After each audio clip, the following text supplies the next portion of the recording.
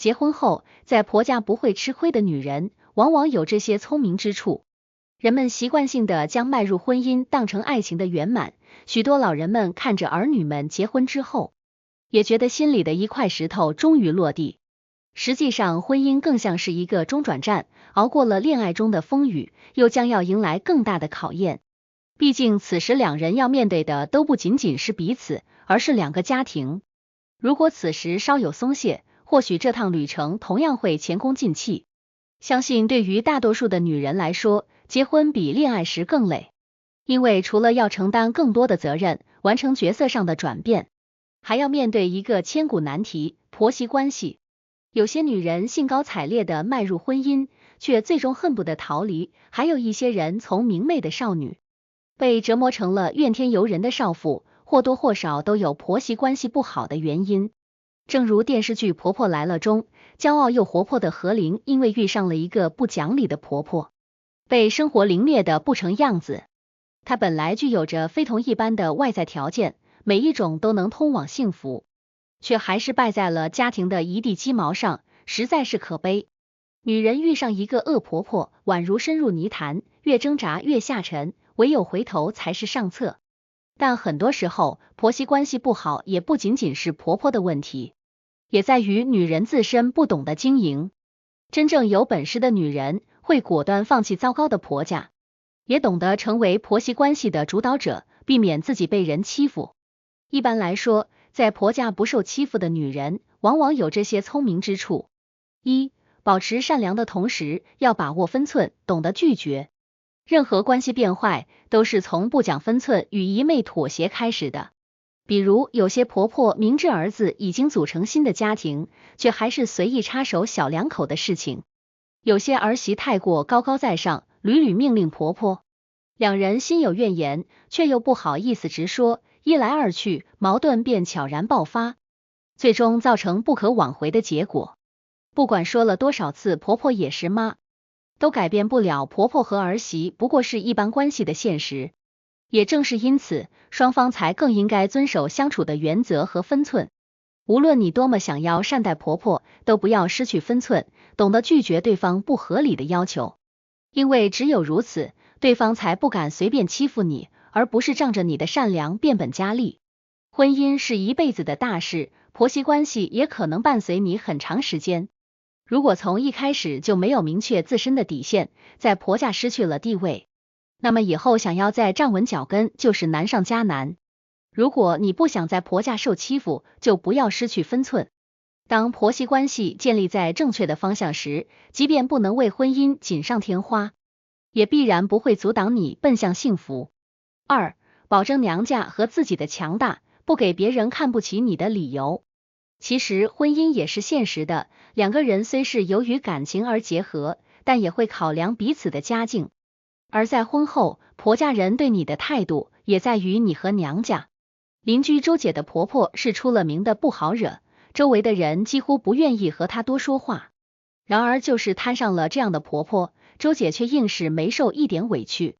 究其原因，是周姐的娘家无比强大，早在结婚时就无数次强调看不得女儿受苦，结婚后更是偶尔前来为周姐助威。加之周姐本身很优秀，不管是长相、工资还是能力，不逊色于老公，整个家里没人敢看不起她。不得不承认，婚姻也是小型社会，里面藏着捧高踩低、虚伪算计。只有你和娘家足够强大，才能将其彻底熄灭。不管何时，女人获得幸福的唯一方法都是提升自己，因为当你变得优秀了，整个世界都会和颜悦色。三、互相尊重，保持距离。婆媳之间永远不会像母亲和女儿那样亲密无间，而是更体现在你来我往上。你对我好，我才可能对你好，只有将心比心，才能赢得真心。只不过现在人普遍很忙，有时候连父母都来不及照顾，更别说是婆婆了。能够做到基本的礼数已经很不容易了。此时最应该做的不是逼着自己去维持婆媳关系，而是要学会看开。虽然好的婚姻关系离不开婆婆，但她终究和你的联系寥寥。有时候彼此之间没有矛盾，反而比互相讨好更让彼此舒服。而保持距离就是最好的解决方法。距离远了，许多问题便会消弭在无形之中；不常联系了，许多勾心斗角也就没有了用武之地。到了一定年纪，就会发现，解决矛盾最有效的方法就是不要有产生矛盾的机会，彼此都过好自己的日子，足矣。好的婆媳关系可遇不可求，更多的婆婆和儿媳之间只能止于客气，但如此已经足够，千万不要强求对方将你看成女儿，毕竟你们本身就没有血缘关系。4. 建立自己的社交圈。在新的家庭环境中，建立自己的社交圈是非常重要的。这不仅可以帮助你缓解压力，还可以让你在遇到问题时有更多的支持和帮助。无论是参加社区活动，还是加入兴趣小组，都是扩大社交圈的好方法。5. 学会沟通的艺术。有效的沟通是解决任何问题的关键。在婆家，学会如何与家人沟通，尤其是与婆婆沟通，是非常重要的。这包括学会倾听，表达自己的观点，以及如何在冲突中保持冷静和理性。6. 培养共同兴趣。与婆家人培养共同兴趣，可以帮助你更好的融入家庭。无论是烹饪、旅行还是其他爱好，共同的兴趣可以成为增进关系的桥梁。7. 学会妥协和适应。在任何婚姻中，妥协和适应都是必不可少的。在婆家，这可能意味着适应不同的生活习惯，或者在某些家庭决策上做出让步。学会如何在保持自己原则的同时，做出适当的妥协，是维持和谐家庭关系的关键。8. 培养自我意识。了解自己的需求和愿望是建立健康婚姻关系的基础。女性应该定期反思自己的感受和期望，确保自己的需求得到满足，同时也能更好的理解婆家的需求。9. 学会设定界限。在婆家，设定清晰的界限是非常重要的，这包括在家庭决策、个人时间和空间等方面设定界限。明确的界限可以帮助你保护自己的权益，同时也能让婆家人知道你的底线。10. 保持开放的心态。尽管婆家可能有许多不同的习惯和观念，但保持开放的心态可以帮助你更好的理解和接受这些差异。通过开放的对话和交流，你可以减少误解和冲突，建立更加和谐的关系。11. 培养感恩的心态。在婆家，学会感恩是非常重要的。无论是婆婆的帮助，还是其他家庭成员的支持，都应该表达你的感激之情。感恩的心态可以帮助你建立积极的人际关系，同时也能让你的婆家人感受到你的善意。12. 学会自我调节。在婆家，你可能会遇到各种压力和挑战，学会自我调节，包括情绪管理和压力缓解，可以帮助你更好的应对这些挑战。无论是通过运动、冥想还是其他放松技巧，找到适合自己的方法来保持心理健康。13. 学会表达情感。在婆家，学会表达自己的情感是非常重要的。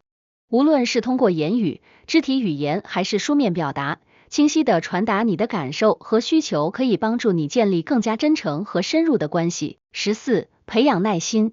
在婆家，耐心是一种宝贵的品质。无论是面对婆婆的固执，还是家庭成员之间的误解，耐心可以帮助你更好地处理冲突，建立更加和谐的家庭环境。15. 学会宽容。在婆家，宽容是一种美德。无论是对婆婆的过失，还是家庭成员的错误，宽容可以帮助你更好地理解和接受他们，建立更加和谐的家庭关系。16. 学会自我反思。在婆家，自我反思是一种重要的能力。